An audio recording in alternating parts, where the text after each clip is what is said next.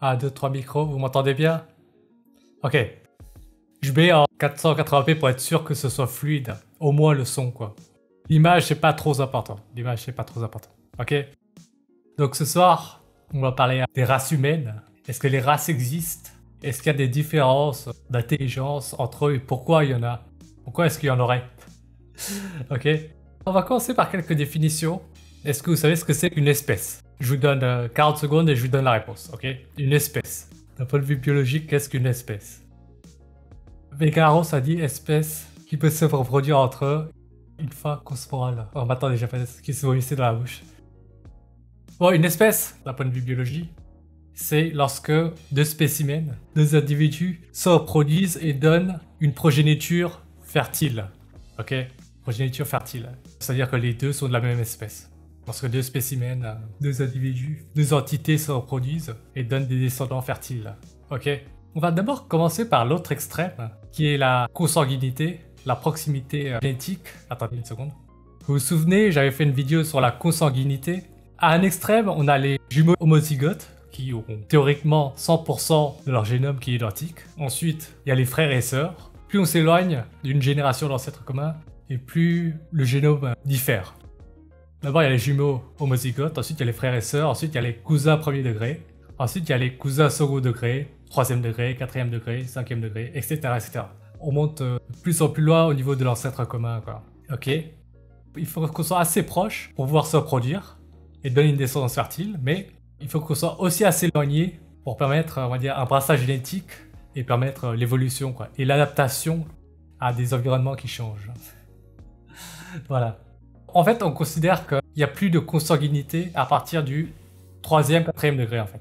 La consanguinité se considère à partir du second degré et moins. Second degré, cousin premier degré et frère et sœur, quoi. On ne parle plus de consanguinité à partir du 3e et 4e degré. Bref, il paraît qu'on s'est séparé du chimpanzé. On a un ancêtre commun avec le chimpanzé qui date il y a plus de 7 millions d'années à peu près. 7 millions d'années. 7 millions d'années, si on divise par 20, pour 20 ans, ça fait combien? 350 000. 350 000 générations de 20 ans. C'est-à-dire notre cousin du 350 millième degré, c'est un chimpanzé. Les chimpanzés sont nos cousins du 350 millième degré à peu près. Ok?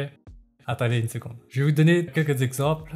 Par exemple, les chiens se sont séparés il y a à peu près l'apparition du chien, Canis lupus, il y a à peu près 15 000 ans. 15 000 ans. Et vous voyez à quel point on trouve des races variées de chiens. Par exemple, les caniches, les bulldogs sont très différents, quoi, d'un point de vue morphologique. Mais ils arrivent quand même à se reproduire entre eux et à donner des descendants fertiles. Ils sont assez proches pour donner une descendance fertile, assez éloignés pour que ça se voit visuellement, quoi. Ce n'est pas que physique, hein. Il y a aussi d'un point de vue mental, psychologique, comportemental, les races entre elles de chiens sont très différentes. Par exemple, il y a des races qui, on va dire, sont beaucoup plus compliants vis-à-vis des ordres venant des hommes. Il y a des races, par exemple, vous leur faites répéter un ordre 5 fois et ils l'intègrent tout de suite. Alors qu'il y a d'autres races qui sont plus dures à dresser, on va dire. Il faut répéter une centaine de fois, voire 200 fois pour qu'un ordre soit acquis, quoi. Je vais vous donner un autre exemple. Arbre phylogénétique, je vais vous montrer un truc. Je sais pas si vous voyez, ça c'est l'arbre phylogénétique de tout ce qui entoure les chiens. Alors, les chiens et les loups sont très très proches, hein. C'est la même espèce en fait. Lorsqu'ils se reproduisent, ils donnent une progéniture fertile. Cheval et âne, lorsqu'on croise un cheval et un âne, ça donne une mule qui est très très souvent infertile. Dans quelques exceptions, ça peut donner des mules fertiles. Assez proches pour donner une descendance déjà, mais pas assez proches pour que la descendance soit fertile. Assez proches pour qu'il y ait descendance, mais pas assez pour que la descendance soit fertile. Maintenant, là, on va parler des races humaines une seconde. On a vu que les races existent dans toutes les autres espèces du règne animal, chez les chiens. Les chiens ne sont qu'un exemple. Et on voit que d'un point de vue morphologique, sur le plan visuel, mais aussi sur le plan comportemental, ils sont très différents entre eux, quoi. Et ils donnent, si on les fait baiser entre eux, une progéniture fertile. Les premiers êtres humains, Homo sapiens, sont apparus en Afrique. Et ensuite, ils sont sortis d'Afrique, quoi. Ils ont colonisé toute la surface de la Terre. Si vous voulez, il y a des groupes d'humains qui ont été isolés pendant assez longtemps et ils ont subi une pression sélective pendant assez longtemps pour que des différences s'accumulent entre elles. Je vous explique ici par un exemple encore plus parlant. Aujourd'hui, on est 8 milliards d'êtres humains. Si on prend par exemple un continent au hasard, une population au hasard, je ne sais pas, les Africains par exemple. Si on isole les Africains du reste du monde, je ne sais pas, pendant 5 millions d'années, ils vont évoluer d'une certaine façon de leur côté, et tous les autres humains vont aussi évoluer d'une autre façon. Au bout de quelques millions d'années, on va devenir tellement différents qu'on ne pourra plus se reproduire entre nous. Bien sûr, c'est quelque chose de progressif. Hein. Si on isole, par exemple, les Africains, mais ça peut être n'importe qui, du reste du monde, je sais pas, au bout de 3 millions d'années, on va peut-être continuer à pouvoir se reproduire avec eux, mais on donnera des descendants non fertiles ou stériles. Si on est isolé d'eux pendant 10 millions d'années, peut-être que là, on sera tellement différent d'eux qu'on ne pourra plus du tout donner de descendants, quoi. On sera trop différent. Bref, la notion de race humaine, c'est juste le fait qu'on soit assez éloigné pour qu'il y ait des différences morphologiques, psychologiques, comportementales et aussi quantifiables par la génétique, mais pas assez éloigné pour qu'on puisse toujours se reproduire avec eux et donner une descendance fertile. Par exemple, un japonais qui se reproduit avec une africaine peut donner une descendance fertile. Yamete, Owu, Dobu, j'y crois moyen. Qu'est-ce que tu crois moyen, toi? Qu'est-ce que tu l'avais compris? Comme je l'ai expliqué avec d'autres exemples au début, cheval et âne peuvent se reproduire entre eux, mais ils donnent une descendance qui n'est pas fertile. Que les humains pourraient ne plus pouvoir se reproduire entre eux s'ils étaient différents. En fait, si tu veux, ce que j'ai supposé là, c'est qu'on soit isolé d'une population, ou que cette population soit isolée de nous, pendant plusieurs millions d'années. Pendant plusieurs millions d'années, quoi. Une population A va évoluer de son côté, d'une certaine façon. La population B va évoluer d'une autre façon, sous un autre environnement. Progressivement, on va tellement évoluer chacun de notre côté qu'on va former deux espèces différentes, quoi. C'est ce qui s'est passé, par exemple, pour les chevaux et les ânes, qui se sont séparés, je crois, il y a 8 millions d'années. Attendez une seconde, on va vérifier ça. Les chevaux et les ânes se sont séparés il y a à peu près 10 millions d'années. 10 millions d'années. Pour t'expliquer, tu vois, par exemple, nous et les chimpanzés, comme j'ai dit au début, on s'est séparés il y a à peu près 7 millions d'années. Si on considère, par exemple, une génération, c'est 20 ans à peu près, ça veut dire que les chimpanzés sont nos cousins du 350 millième degré. Cousins du 350 millième degré, à peu près. Si on considère qu'une génération, c'est 20 ans à peu près. Les chevaux et les ânes, aujourd'hui, ils donnent des mules qui sont stériles. Si, par exemple, on attend encore 3 millions d'années, je pense que les mules n'existeraient plus du tout, vous voyez. Les ânes et les chevaux seront encore plus éloignés, ne pourront même plus donner de descendance, même stérile. Les chevaux et les ânes se sont séparés il y a à peu près 10 millions d'années, mais si on remonte il y a par exemple 5 millions d'années, les chevaux et les ânes étaient certainement plus proches entre eux qu'aujourd'hui, et peut-être que là, il y a 5 millions d'années, ils arrivaient encore à donner une descendance fertile. Ça se peut, ça se peut. Bref, pour revenir aux humains, c'est beaucoup plus simple. Attendez, une seconde. Si on devait simplifier l'espèce humaine, diviser l'espèce humaine en 3 races, ok? On va dire les Européens, les Africains et les Asiatiques, pour faire le plus simple possible. Voilà, on sort d'Afrique, ok? Il y a un groupe d'êtres humains qui sont restés en Afrique, et un groupe qui est sorti. Il y a le groupe A qui est resté en Afrique, le groupe A est resté en Afrique, il y a un groupe B qui est sorti, il y a un Moyen-Orient d'abord. Le groupe B s'est divisé en deux. Il y en a un qui est allé dans le nord de l'Europe, il y en a un qui est allé en Asie, quoi, ok? Il y en a un qui est resté sur place, un qui est allé en Europe et un qui est en Asie.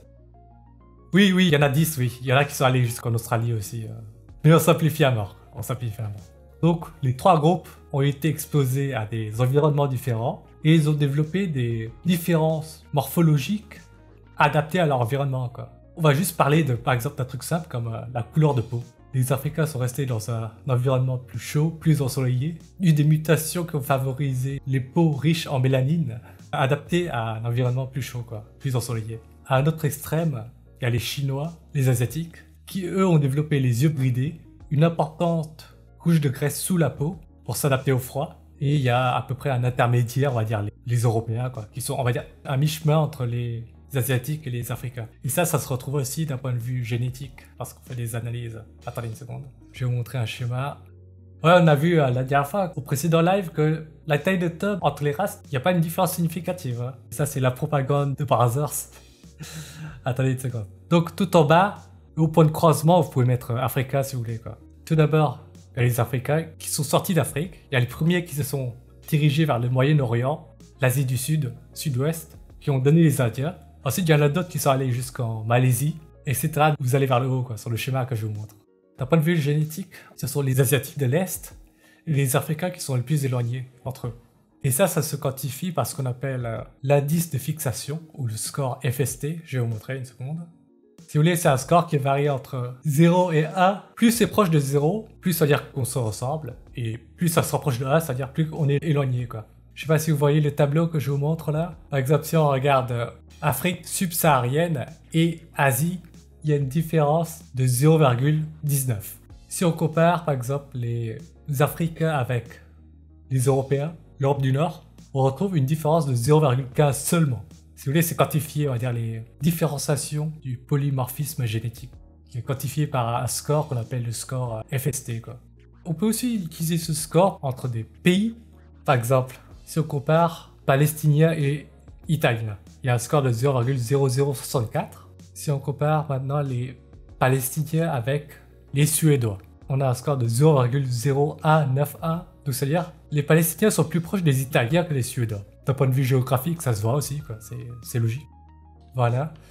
Différents environnements font que certains groupes d'humains développent des caractéristiques qui leur permettent de survivre dans l'environnement dans lequel ils évoluent. En gros, aujourd'hui, on considère qu'il y a à peu près une dizaine de races, une dizaine de clusters génétiques, c'est-à-dire une dizaine de groupes qui se ressemblent assez entre eux. Des gens à l'intérieur d'un même groupe, je veux dire. Je vais vous faire lire ça par une machine, une seconde. Une dizaine de grandes races humaines, clusters génétiques, ont vu le jour conséquemment à une isolation géographique. Les différences entre ces races, aussi bien physiques qu'intellectuelles, sont imputables au climat. Tandis qu'ils progressaient vers le nord, les hommes furent confrontés à des températures de plus en plus rudes, produisant un gradient croissant de pression sélective menant à une augmentation de la capacité crânienne, du QI et de l'altruisme. Alors, c'est comme ce que je disais, il y a 100 000 ans, certains groupes ont émigré vers le nord, en Afrique du Nord, puis en Asie et en Europe. Ces groupes ont rencontré un environnement difficile, il n'y avait pas de plantes ou d'insectes pour se nourrir toute l'année, donc ils ont dû chasser de grands animaux comme le mammouth pour obtenir la nourriture. Ils ont dû apprendre à se chauffer, à faire des vêtements et des abris. Ces problèmes sont devenus beaucoup plus importants pendant la période glaciaire il y a moins 28 000 ans et a duré jusqu'à il y a moins 11 000 ans, transformant l'Eurasie en une région subarctique. Tous ces défis ont demandé une intelligence plus élevée.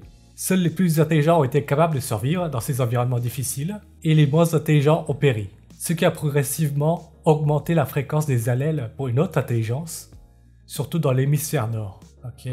D'autres critères de sélection, par exemple, lorsqu'on compare par exemple les bassins des femmes africaines, européennes et asiatiques, par exemple, pour faire simple, on constate que celles qui ont le pelvis, c'est-à-dire l'eau du bassin, le plus large, ce sont les femmes asiatiques, qui permet en fait de faire sortir des bébés avec des gros crânes.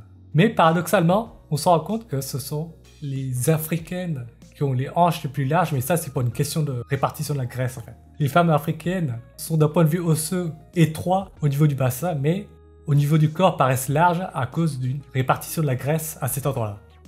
C'est assez paradoxal.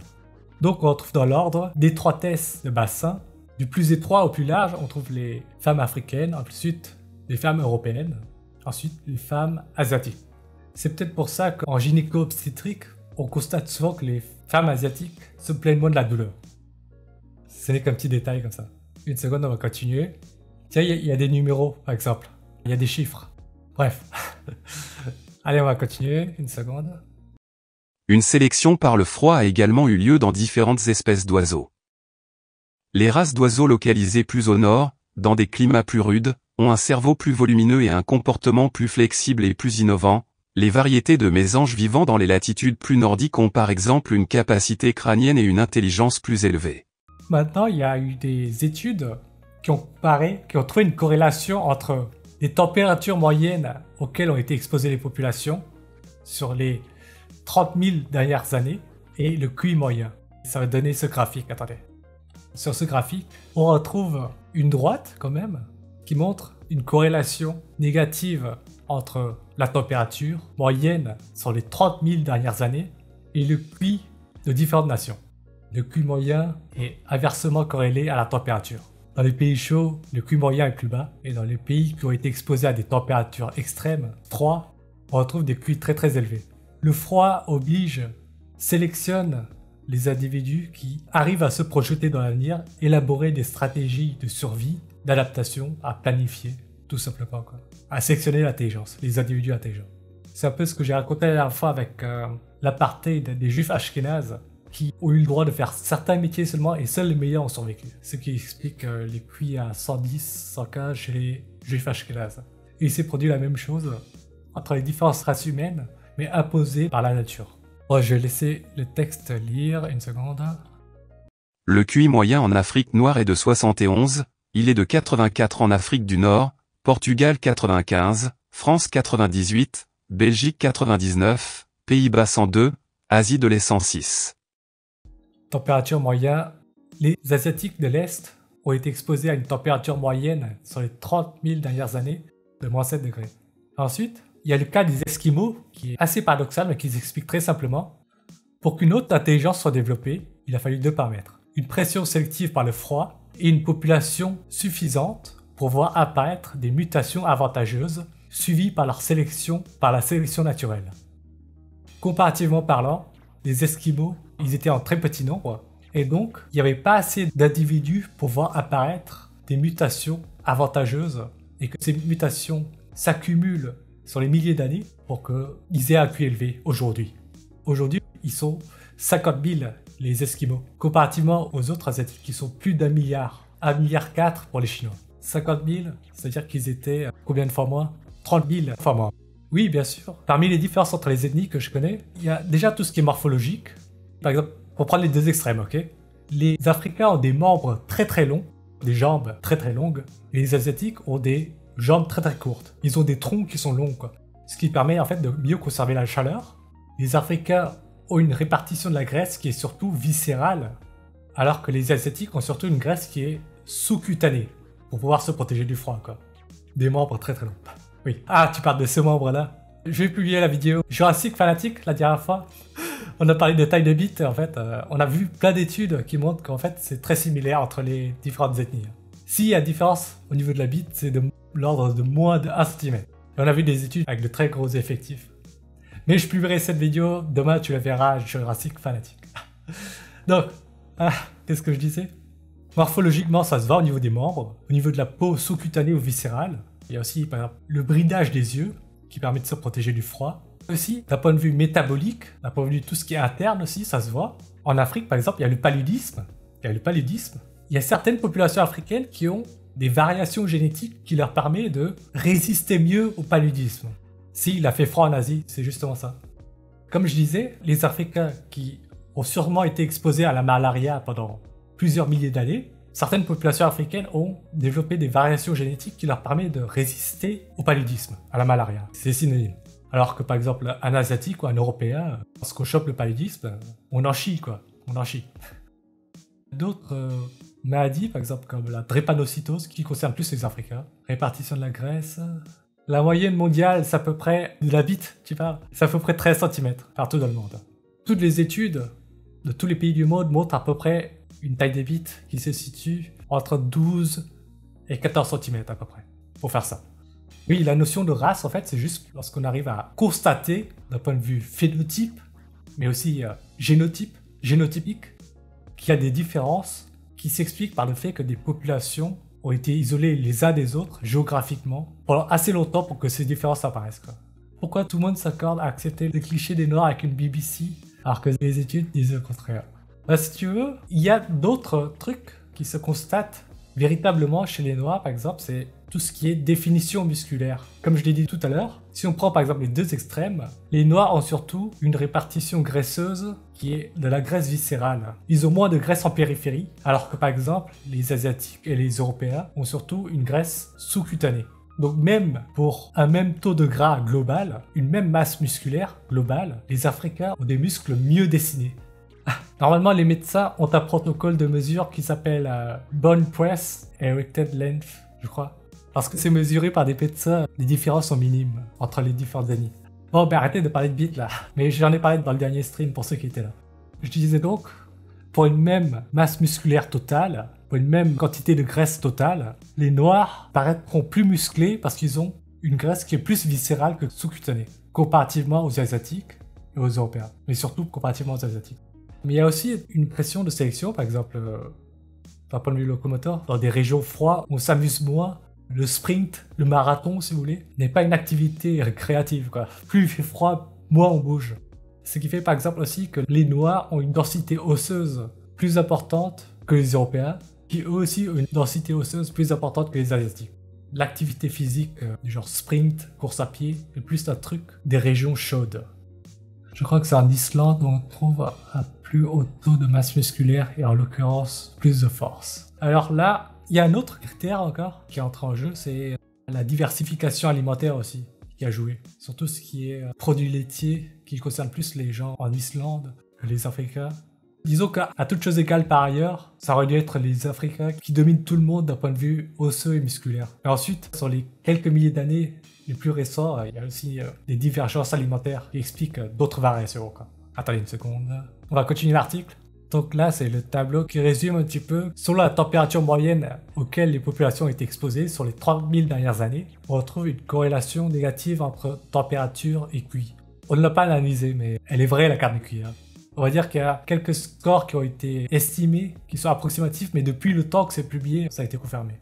Tiens, ça c'est un autre critère, la température par rapport à un score d'altruisme. Un score d'altruisme. Si vous voulez, les conditions de vie difficiles ont obligé les humains à coopérer entre eux, quoi, à être plus altruistes. Le froid surtout. Donc là, on voit bien qu'il y a une corrélation, que le score d'altruisme, le niveau d'altruisme et de température moyenne, on trouve un alignement des pays aussi. En Islande, les gens sont très altruistes entre eux et ils ont été exposés au froid par exemple. Je vais zoomer une seconde. Donc il y a l'intelligence et l'altruisme qui ont été sélectionnés par le froid, qui se superposent à cette droite, qui montre bien une corrélation. Gradient des QI, selon la température moyenne, gradient nord-sud des QI, Japon, Chine, ouais. Corrélation entre la taille du cerveau et la température moyenne, corrélation aussi entre le QI et la taille du cerveau. Ok, maintenant on va voir quelques populations, une seconde. On va plutôt commencer par les 3 plus grands groupes, une seconde. Les Africains subsahariens sont les autochtones d'Afrique subsaharienne. Ils doivent être distingués des Maghrébins d'Afrique du Nord, des Pygmées et des Busmènes, 2 races mineures distinctes. Une variété de termes ont été utilisés pour les peuples d'Afrique subsaharienne, y compris Afars, Éthiopiens et Négroïdes. Quel que soit le terme, les Africains subsahariens ont toujours été considérés comme l'une des principales races dans les taxonomies de l'anthropologie classique, y compris celle de Linné. Blumenbach et Kuhn, Garn et Beardsell. Cavalli-Sforza, Menosi et Piazza ont confirmé les caractéristiques génétiques distinctives des Africains dans leur classification d'Homo sapiens en grappe génétique. Les traits les plus distinctifs des Africains sont leur peau très foncée, yeux foncés, nez large, lèvres épaisses inversées et cheveux laineux. Leur groupe sanguin diffère de Européens avec une fréquence plus faible du groupe A et une fréquence plus élevée du groupe B, 34% des Africains. Contre 14% des Européens. Si vous voulez, le nombre d'études qui ont été faites sur les scores de QI, en Afrique par exemple, se compte en centaines. 143 études de mesure de QI dans des pays africains. 143. Et on retrouve des scores qui varient entre 60 et 80, quoi. Je vous les fais défiler vite fait, quoi. Bon, on va lire ce qu'il y a écrit ici. QI des Africains universitaires de 78, soit 11 points au-dessus de la moyenne nationale. Ok. Oh. Liste des facteurs. Température, diversification alimentaire, conditions de vie difficiles, mode de chasse. Oui, voilà. Température plus difficile en moyenne sur les 30 000 dernières années en Asie. Diversification alimentaire, ça peut jouer. C'est plutôt les populations européennes et asiatiques qui ont développé une intelligence qui leur ont permis de dompter leur environnement et donc d'aujourd'hui de vivre dans l'abondance, quoi. Il y a des études de cuisson de l'alimentation des enfants. Ça peut jouer. Mais est-ce que c'est plutôt le fait que...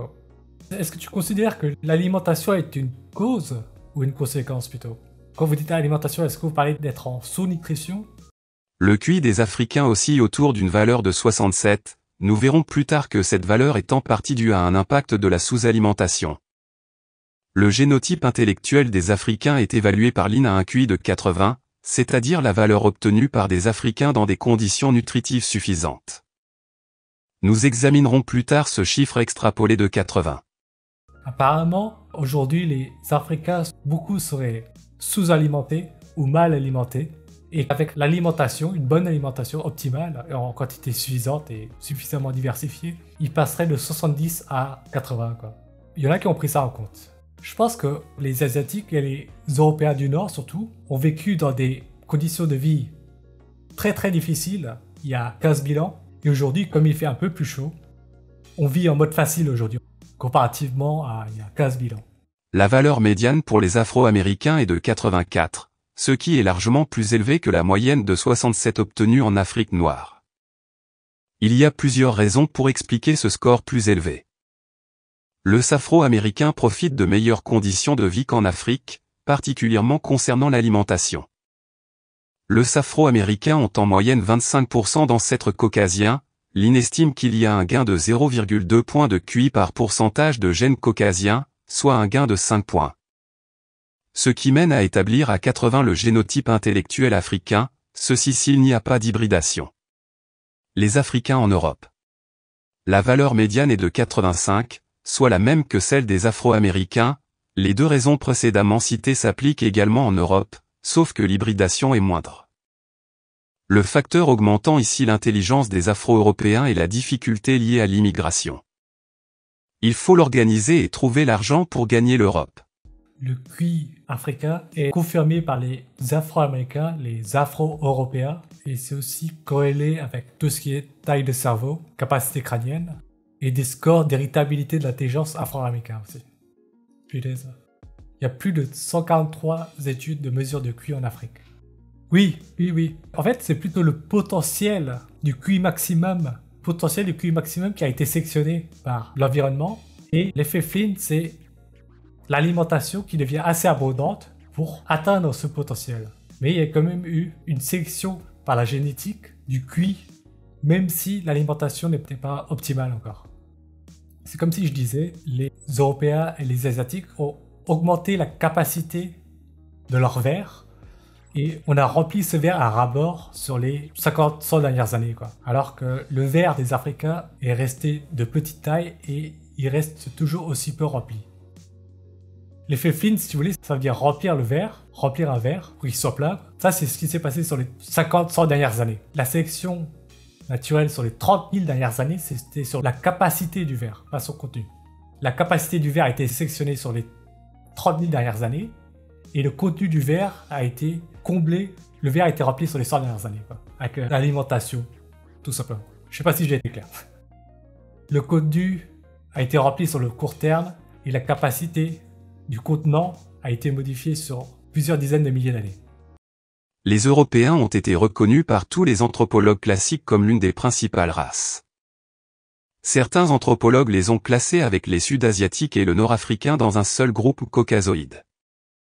Cependant, les Européens se distinguent des Sud-Asiatiques et Maghrébins par leur peau plus claire et, dans le nord de l'Europe, des cheveux blonds et des yeux bleus.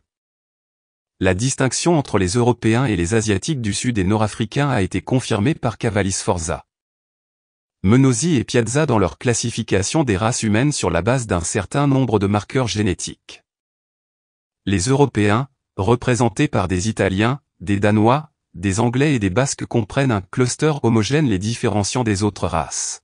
Le QI des Européens a été mesuré plus de 160 fois. 160 fois. QI des Européens en dehors de l'Europe, QI des universitaires européens, 5-6 points au-dessus de la moyenne générale, de la population générale, capacité crânienne. En fait, si vous voulez, les scores de QI partout dans le monde est très largement documenté, quoi. Attendez, je vais vous montrer quelques images pour terminer la présentation de ce soir. Une seconde. Ça, c'est les différentes séparations de plusieurs populations humaines à la sortie d'Afrique et qui est mesurable par le score FST, qui mesure une quantification de la différenciation génétique. Si on prend deux extrêmes, les Est-Asiatiques et les Africains sont éloignés à une distance de 0,2, c'est ce que je disais tout à l'heure. Et par exemple, les Africains et les Européens sont très proches, sont plus proches du moins que les Africains et les Asiatiques. Une autre image, une seconde. Bon, ça c'est le même principe appliqué aux chiens, aux loups, aux coyotes et aux renards, quoi. Les chiens et les loups sont proches, ils peuvent se reproduire et donner une descendance fertile. Je crois que les chiens et les renards donnent une descendance, mais très exceptionnellement, et qui est pas fertile. C'est comme si je vous disais, on prend une population A et B, qui initialement sont très très proches, ils donnent une descendance fertile. Si on les sépare pendant, je ne sais pas, on va dire au hasard, pendant 5 millions d'années, peut-être qu'on donnera une descendance infertiles, si on les sépare pendant 10 millions d'années, peut-être que là, on n'arrivera plus du tout à donner une descendance. Yamete, j'ai envie de unfollow toutes mes streameuses HotTube pour regarder du contenu intéressant comme le tien. Ah, merci beaucoup pour ce compliment, pour cette considération. J'essaie encore de progresser sur la forme pour que ce soit divertissant et prenant. Comme je vous disais, par exemple, aujourd'hui, il me semble que les chiens et les renards donnent très rarement une descendance, mais si ça se trouve, il y a 3 millions d'années, ils se sont séparés, je crois, il y a 7 millions d'années. Si ça se trouve, il y a 3 millions d'années, ils arrivaient encore à se reproduire et à donner une descendance fertile. Mais sur les 3 derniers millions d'années, ils se sont trop éloignés entre eux. C'est ce que je disais tout à l'heure. Et tout ça, ça se quantifie d'un point de vue génétique. Ce qui est montré sur cette image, le principe, c'est tout ce que j'ai dit depuis 1 heure là. Cette image dit que entre les Européens et les subsahariens, il y a une différence génétique de 0,15, quantifiée par le score FST. Et on retrouve le même score entre des coyotes et des loups américains. Les loups et les coyotes, comme j'ai dit, arrivent à se reproduire et à donner une descendance fertile. Et les Européens et les Africains aussi. Voilà. C'est comme si je vous disais, je vous montre un berger allemand et un chihuahua. D'un point de vue morphologique, c'est quasiment le jour et la nuit, quoi. Mais ils arrivent, le berger allemand et le chihuahua, à donner une descendance fertile. Ils font partie de la même espèce. Même si, d'un point de vue morphologique, comportemental, mental, psychologique, ils sont très différents. Et le politiquement correct, ce serait de dire qu'il n'y a pas de race entre, par exemple, les Africains et les Européens. Mais on admet volontiers qu'il y a une différence de race, par exemple, entre des coyotes et des loups américains. Le politiquement correct veut qu'on nie ces différences. Voilà. Comme j'ai dit dans une très ancienne vidéo, le politiquement correct, c'est ne pas admettre qu'on est différent, qu'il y a des inégalités, des différences, quoi. Attention, on peut constater des différences, mais ça ne veut pas dire qu'on incite à maltraiter une population par rapport à une autre. Constater, ce n'est pas prescrire. Décrire n'est pas prescrire. Tu vois que, par exemple, franchement, tu prends un pitbull et un chihuahua, visuellement, c'est tellement différent, quoi. C'est plus différent, si on peut dire ça comme ça, qu'un asiatique au hasard et un africain au hasard. Aussi. Les chiens ont été sélectionnés artificiellement, mais il y a aussi une population qui a été sélectionnée artificiellement. C'est par exemple les juifs ashkénazes, qui ont été sélectionnés sur 1000 ans à peu près. On va prendre par exemple les pygmées et les suédois. Les pygmées et les suédois ont été séparés il y a tout au plus 200 000 ans. Les pygmées et les suédois. Au plus, il y a 200 000 ans. Et les chiens ont été séparés il y a 15 000 ans. Les chiens entre eux ont été séparés il y a 15 000 ans. Toutes les races de chiens qu'on connaît actuellement dans le monde existent depuis moins de 15 000 ans. Bon, ensuite, il me semble que les chiens se reproduisent beaucoup plus vite aussi. Est-ce que quelqu'un sait au bout de combien d'années un chien peut devenir parent? Bon, je sais qu'un chien a 15 ans et qu'on considère qu'une année de chien, c'est 7 années humaines. Ils ont un cycle de renouvellement plus rapide que les humains. Donc 15 000 ans de chien, c'est... Si on compte années de chien et années d'humain, c'est... 15 000 ans de chien, c'est 100 000 ans. Ça correspond à l'apparition d'Homo sapiens il y a à peu près 100 à 200 000 ans. Est-ce que j'ai d'autres images à vous montrer? Ça, c'est l'arbre phylogénétique des chiens, des loups, des coyotes et des renards. Bon, ça, c'est une bulle, un croisement entre un cheval et un âne. Une seconde. When did horses and donkeys split? C'était il y a à peu près 10 millions d'années. Aujourd'hui, ils donnent rarement une descendance stérile, c'est-à-dire des mules. Je pense que dans 5 millions d'années, les mules n'existeront plus du tout, parce qu'ils sont trop différents entre eux, les chevaux et les ânes. Si on suit ce raisonnement, il se peut très bien qu'il y a 3 millions d'années ou 5 millions d'années, les ânes et les chevaux donnaient une descendance fertile, on suppose. Plus on remonte dans le temps, et plus ils sont proches génétiquement. Et donc, ils ont de chances de donner des descendants fertiles. Ah, c'est beau l'évolution. Hein. Et on va terminer là-dessus. Ça, c'est l'ensemble des clusters génétiques de toutes les races humaines. Bon, c'est à peu près tout ce que je voulais dire ce soir. C'est un peu décousu, et j'ai parlé pendant 1h20. J'ai essayé de monter ça pour que ce soit assez agréable. Et demain, je publie la vidéo qu'on a fait la dernière fois sur les 10 clips TikTok, où on avait aussi parlé des études sur la taille de bits. D'ailleurs, pour ceux qui n'étaient pas là et qui se posent cette question, je vais vous remontrer le screen qu'on a montré la dernière fois. Une seconde. Pour ceux qui se posaient des questions sur les différences de taille de bits, c'est un post Reddit qui a été relié sur JVC aussi. C'est un mec sur Reddit qui a fait des recherches sur les études où les tailles de tubs ont été mesurées par les médecins dans différents pays. Donc c'est pas du déclaratif. C'est en inch, 1 inch. Pour rappel, 1 inch c'est 2,5 cm. 2,5 cm c'est 1 inch. Donc 5 inches, c'est 12,5 cm et 6 inches, c'est 15 cm. Donc on voit que les tailles des bits, ici, ça c'est une liste de pays européens ou américains. Par exemple, 3,7 inches Canada, ce qui est anormalement petit. Bon, c'est une étude parmi plein. Ensuite, en deuxième ligne, on a United Kingdom 5,1 inches, c'est-à-dire à peu près 12,7 cm. UK encore 5,6 inches. 5,6 inches, c'est quoi? C'est 13 cm et demi à peu près. 5,2 inches encore pour USA, c'est-à-dire 13. Californie 4,9. Israël 5,4. Germany 5,6, 5,7. Florence, Italie 4,9. Italie 5,3. Spain 5,3. Jordanie 5,3. Bon, on remarque que c'est à peu près entre 5 et 6 inches, quoi. Entre 12,5 et 15 pour les pays européens. Là, c'est des études mesurées dans des pays asiatiques. Première ligne, Corée du Sud 3,8, c'est bizarre. Ensuite, deuxième ligne, Corée du Sud aussi, 5,3. Troisième, c'est China, 5,5. Quatrième, China encore, 5,3, 5,4. China encore, 5,3. 5,3, c'est 12,5 plus 0,7, 0,8. Ouais, c'est à peu près 13,5. Ouais. Ensuite, il y a une seule étude mesurée par des médecins dans un pays africain, c'était le Nigeria, 5,3 inches. Attendez voir. Et ensuite, on avait vu la dernière fois aussi les mesures pour tout ce qui est circonférence, largeur, quoi. Ben, si vous voulez, vous pouvez regarder les articles en direct dans 5 minutes. Ça, c'est tout ce qui est périmètre en centimètres. On voit quoi? Première ligne, Caucasian Jewish Study, 10,9 de périmètre. Et entre parenthèses à côté là, BPPL, c'est Bone Breast Erect Length, c'est-à-dire la longueur, quoi. Si vous voulez, en première ligne, on a 10,9 cm de périmètre et 13,6 de longueur. Deuxième ligne, on a Korean Study, 11,17 de périmètre, 13,42 de longueur. Troisième ligne, on a Spanish en Espagne, 11,25 de périmètre et 13,58 de longueur. Quatrième ligne, on a Indian Study en Inde, 11,46 cm de périmètre et 13,01 de longueur. Cinquième ligne, on a Brésilien, Caucasian Brésilien, périmètre 11,92 et longueur 14,5. Sixième ligne, on a Taïwanaise, 11,93 de périmètre, 15,58 de longueur.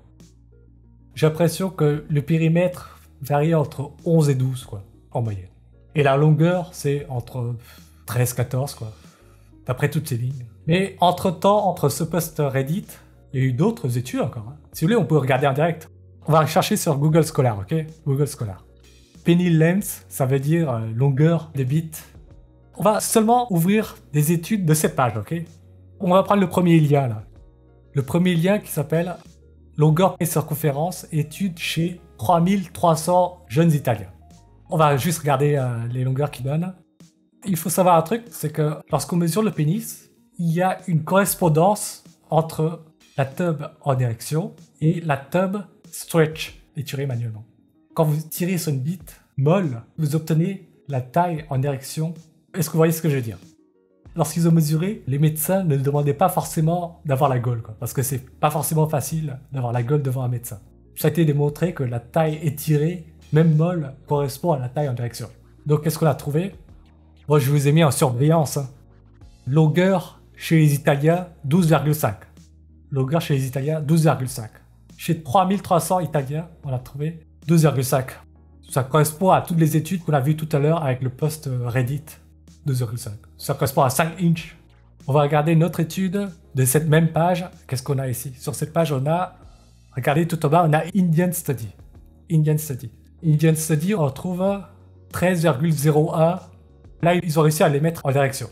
On trouve 13,01 en direction de longueur et une circonférence de 11,46. Ce qu'on a vu tout à l'heure. Est-ce qu'on cherche d'autres études encore? Allez, encore une, ok? Tiens, une autre étude là qui s'appelle A Study in Healthy Young Turkish Men. Turkish Men, on retrouve 13,7 cm. 13,7. Est-ce qu'on recherche d'autres études encore? C'est assez rapide apparemment. On va chercher d'autres études, ok? Là, il y a Erect Penis Length and Circumference chez 1600 Américains, ok? Ici, chez les Américains, on trouve 14,5 de longueur et une circonférence de 12,23. Penis size chez 2276 jeunes hommes. Ça c'est Turkish. 2000 Turkish. On a donc 13,9 de longueur, 8,9 de circonférence. Qui a mesuré tout ça? Dans quelle étude? Dans la précédente? J'ai pas bien lu. Peut-être, j'ai pas bien lu. Tu parles de laquelle? Joachim Parbal. Ah, si tu parles de l'étude du USA où on a trouvé 14, si aux USA ils ont triché avec 14, donc ça veut dire qu'ils sont peut-être à 13, 12. Je ne sais pas. Je pense que les gens, s'ils trichent, ils trichent vers le haut seulement, et pas vers le bas. Bon, si vous voulez, toutes les études qu'on a vues là, jusqu'à là, ça tourne entre 12 et 14, quoi. J'espère qu'on va trouver un pays africain, une seconde. Ah, Egyptian Male. Egyptian Male, 13,84. Je vois pas de circonférence. Je crois que c'est le seul africain qu'on a vu pour l'instant, non? Ouais, je sais pas si on va retrouver d'autres africains. Ah, Nigériane. Nigériane, c'est comme on a vu dans Post-Reddit, c'est 13,37. Là, on a Singapour. Ah non, ça c'est nouveau-né Singapour. Coréa, en Corée, ça donne quoi? 10,8. Ok. C'est anormalement petit chez les Coréens, là. Je sais pas. Et on a vu d'autres Coréens avant, c'était à 13. Je sais pas. Attendez voir. Jeune Italien. Oh, là, chez les Italiens, on a 16,76. 16,78. Au début, on avait vu une autre étude avec les Italiens, c'était à 12,5, je crois. Je sais pas. Même sur un même pays, entre deux études différentes, on est passé de 12 à 16. Je ne sais pas. 12 à 16. Bon, je crois qu'on a vu pour l'instant deux Africains. On a vu Égypte et Nigeria, c'était du 13 cm, quoi. Égypte et Nigeria. Attendez voir. Un pays subsaharien, est-ce que vous connaissez? On va taper directement le nom du pays. Une seconde. Qu'est-ce qu'on peut mettre? Congo? Je ne sais pas. Oh, là, on trouve pas. Tanzanie. Attendez voir. 11,5 et circonférence de 8,7. Tanzanie, 11, bref. Ouais, c'est trop 11 et 14, quoi. Je ne sais pas. Ah, Afrique de l'Est. Ah non, ça, c'est des galagos. C'est pas des humains, ça. Tanzanie encore. 11,5. Ouais, c'est ce qu'on a vu tout à l'heure. C'est quoi le plus efficace pour ce genre d'études?